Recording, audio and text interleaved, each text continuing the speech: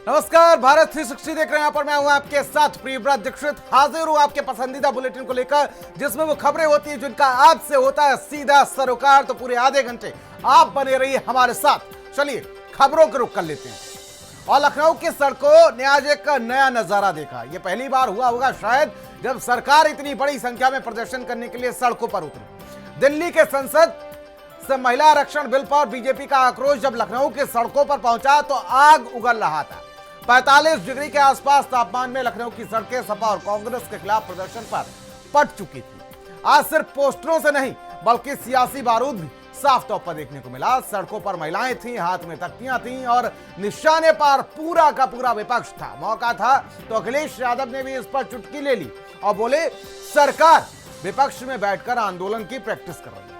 आज सड़कों पर नारे लगे, कल वही नारे क्या वोट में बदल पाएंगे? सवाल सीधा है, ये महिलाओं के हक की लड़ाई है या 2027 की चुनावी रणनीति? रिपोर्ट के जरिए आपको समझाते हैं पूरी कहानी।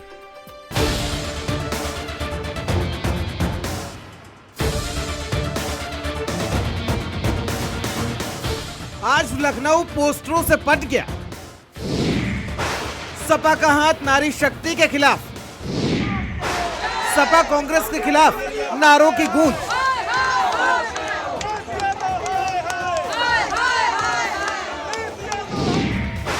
लखनऊ की सड़कों पर महिलाओं का आक्रोश।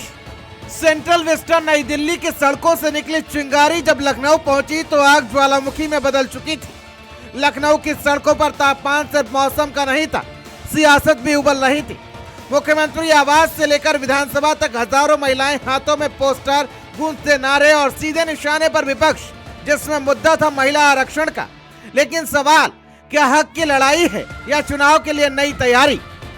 झुलसा देने वाली गर्मी लेकिन कदम रुकने को तैयार नहीं। हजारों महिलाएं सड़कों पर उतरी और ये सिर्फ प्रदर्शन नहीं था, ये था शक्ति प्रदर्शन।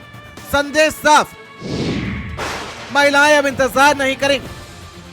मुख्यमंत्री योगी आदित्यनाथ की मौजूदगी में मुख्यमंत्री आवास चौराहे से विधानसभा तक लंबा पैदल मार्च, नारे, झंडे, पोस्टर और विपक्ष के खिलाफ मुख्यमंत्री का खुला हमला। ये कांग्रेस हो या समाजवादी पार्टी, इनका चेहरा और लोकतांत्रिक है, इनके कृत्य महिला विरोधी है। इनके सामने प्रधानमंत्री मोदी जी ने जो विकल्प दिया था अपनी महिला विरोधी छवि को समाप्त करने के लिए, उसका इन्होंने नाजायज दुरुपयोग करने का प्रयास किया है कि देश के अंदर केवल 4 जातियां हैं, उनमें पहली जाति है महिला की, दूसरी जाति है गरीब की, तीसरी जाति है युवा की और चौथी जाति है किसान की। मार्च में शामिल महिलाओं का दावा है विपक्ष ने महिलाओं का हक छीना। निशाने पर कांग्रेस, सपा, टीएमसी, डीएमके और पूरा विपक्ष। महिलाएं नारा लगा रही थी, अब जवाब चुनाव में मिलेगा। बेटी बचाओ, उज्ज्वला, आवास योजना, आयुष्मान योजना और सरकार का संदेश साफ, महिलाएं हमारी पहली प्राथमिकता है। आप सबने देखा होगा कि महिलाओं में कितना आक्रोश है। जो 17 तारीख के लोकसभा के भीतर नारी शक्ति बंधन के खिलाफ जो षड्यंत्र कांग्रेस, सपा और उसके सारे सहयोगी दलों ने रचा है, आज पूरे देश में उसको लेकर के महिलाओं में आक्रोश है। आज उसी का एक पार्ट उत्तर प्रदेश के मुख्यालय पे बड़ी संख्या में महिलाओं ने अपना आक्रोश व्यक्त किया है और मैं आपके माध्यम से कहना चाहता हूं कि ये महिलाओं के साथ अन्याय हुआ है। इसका खामियाजा 2027 में अखिलेश जी को भुगतना पड़ेगा। दृष्टि दोष होता है तो उनको ऐसा ही दिखता है। वो जो दृष्टि दोष है उससे बचे। ये महिलाओं के आरक्षण का मामला था, परसीमन लगातार समय समय पर होता रहा है। नाटक न बतियाएं, उनको 2027 में इस पूरे जितने कारनामे किए हैं महिलाएं भी हिसाब करेंगी, भाजपा भी हिसाब करेगी, एनडीए भी हिसाब करेगी। समाजवादी पार्टी के इस कुकृत्य को, कांग्रेस के इस कुकृत्य को महिलाएं कभी माफ नहीं करेंगी। प्रदेश की, देश की आधी आबादी आज सड़कों पर है और अपना अधिकार लेकर के रहेगी। देखिए 27 में भारतीय जनता पार्टी प्रचंड बहुमत के साथ आएगी और महिलाएं सड़क पर उतर करके समाजवादी पार्टी और कांग्रेस का सफाया करेंगी और भारतीय जनता पार्टी को अपना आशीर्वाद देंगे। लेकिन विपक्ष का सवाल है, क्या यह सिर्फ चुनावी कहानी है? और जैसे ही सड़क पर नारे गूंजे, सियासत में पलटवार शुरू हो गया। अखिलेश यादव सामने आए और सीधा हमला सरकार पर बोला। सुना है कि पदयात्रा हो रही थी लखनऊ में और इतनी भीषण गर्मी में कोई काला चश्मा नहीं लगाया था, और ये जो पदयात्रा थी वो प्रैक्टिस है कि विपक्ष में ऐसे ही आंदोलन करना पड़ेगा इनको। ये पहली सरकार है जो सरकार में रह करके विपक्ष की प्रैक्टिस कर रही है।